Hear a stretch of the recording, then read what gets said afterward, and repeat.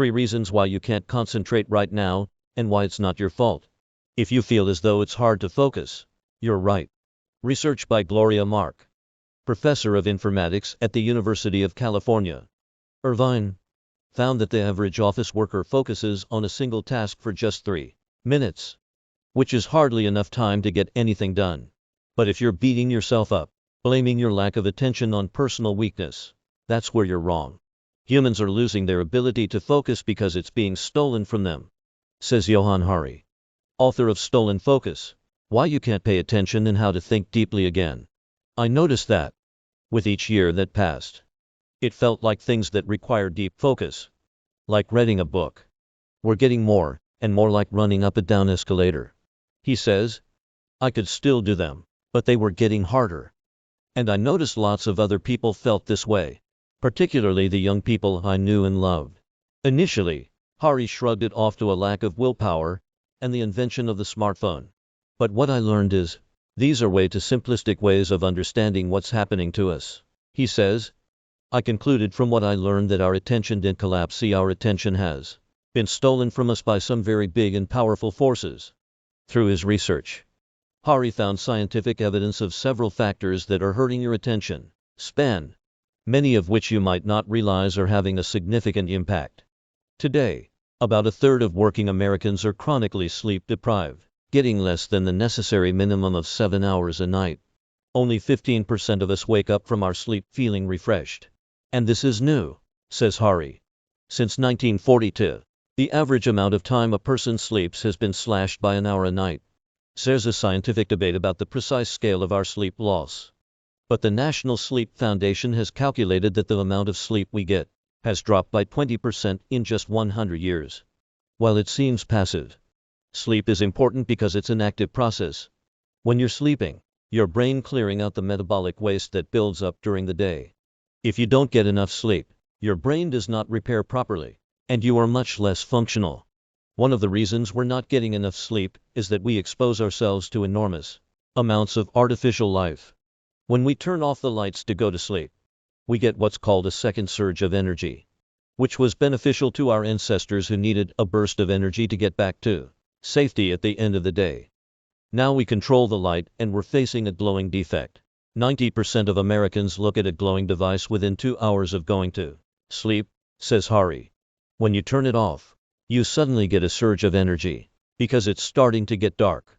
You're lying in your bed, you're restless, and it's hard to sleep. Stress is also impairing our ability to sleep, especially as traditional work hours go away and employees feel a need to be constantly connected and reachable. When I was a kid, the only people who were on call were doctors and the president, says Hari. To fix the problem, Hari says you need to radically limit your exposure to light before you go to sleep, removing sources of artificial light in your bedroom and avoiding the blue light of screens for at least 2 hours before you go to bed. In addition, the temperature in your room needs to be cool, almost cold. Your body needs to cool its core to send you to sleep, and the harder that is, the longer it takes, says Hari. These are helpful and relatively well-known tips, but, as every expert I spoke to acknowledged, they are not enough for most people. We live in a culture that is constantly amping us up with stress and stimulation. The way we eat also affects our ability to focus and pay attention in 3 ways. First, the standard American or British breakfast usually includes white bread or sugary cereal that releases a huge amount of energy quickly into the brain. It feels great at first. Then an hour or 2 later, you experience a severe energy slump and get what's called brain fog. Brain fog is where you can't think very clearly, says Hari. You basically are in a state of brain fog until you have your next sugary carb treat. But what happens is we live on a roller coaster. Energy spikes and energy crashes. So we have periodic bouts of brain fog throughout the day. If you eat a more balanced diet and ensure you're getting proper nutrients, you get a much better ability to focus and pay attention, he says. British nutritionist Dale Pinnock told Hari that if you want to understand why so many of us are struggling to focus, you might want to think about it this way.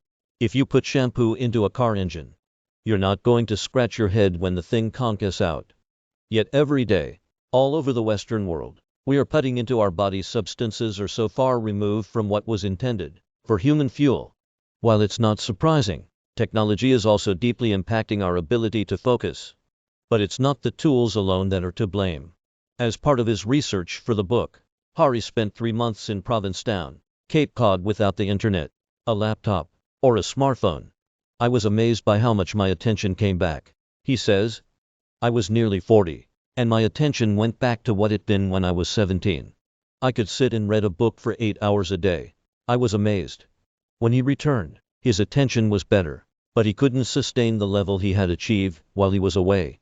For his book, Hari interviewed Drive James Williams, a former senior Google strategist who researches the ethics of technology and the attention economy. He said to me, the mistake you've made in Provincetown is like thinking the solution to air pollution is, for you personally, to wear a gas mask. Says Hari, what we need to pursue are the biggest social solutions. Apps are designed to constantly interrupt you for a very simple reason. Every time you pick up your phone and start scrolling, those companies make more money. Says Hari. Sean Parker, one of the earliest investors in Facebook, told a public audience that the creators of the site had asked themselves, how do we consume as much of your time and conscious attention as possible? The techniques they used were exactly the kind of thing that a hacker like myself would come up with. Because you're exploiting a vulnerability in human psychology. Understood this consciously. And we did it anyway. While Hari says the individual solution is abstinence, he also says there needs to be societal change, and likening it to removing lead from paint. By the 70s, it was extremely well known that exposure to lead is particularly bad for children's brains. And what happened is there was then a big movement, mostly of mothers, saying we had to stop this. We have to. We can't allow our children's brains to be damaged in this way. He says, they didn't say ban paint. They said, ban the lead in the paint. Hari suggests looking at social media in the same way. Social media has many good aspects to it, he says, but there are specific aspects of social media that we can deal with through regulation, that will hugely restore our ability to focus. We don't need to ban social media. We need to ban the business model that's harmful. Hari says the world needs an attention movement to reclaim our minds and take on these forces. It's like someone is pouring itching powder on us all day, and then leaning over and going, hey, buddy, you might want to learn how to meditate. Then you wouldn't scratch so much. He says, it requires a real shift in consciousness. First, we need to stop blaming ourselves for our lack of focus and thinking we're weak. Instead, we need to look closer at how our lifestyles and the tools we use are disrupting our habits. He says, we are the free citizens of democracies, and we own our own minds. We can take them back if we want to. And we can defend our children from these big forces that are invading our attention, says Hari. But we have to resolve to do it at the moment. Those factors invading our attention are only going to become stronger if we don't act.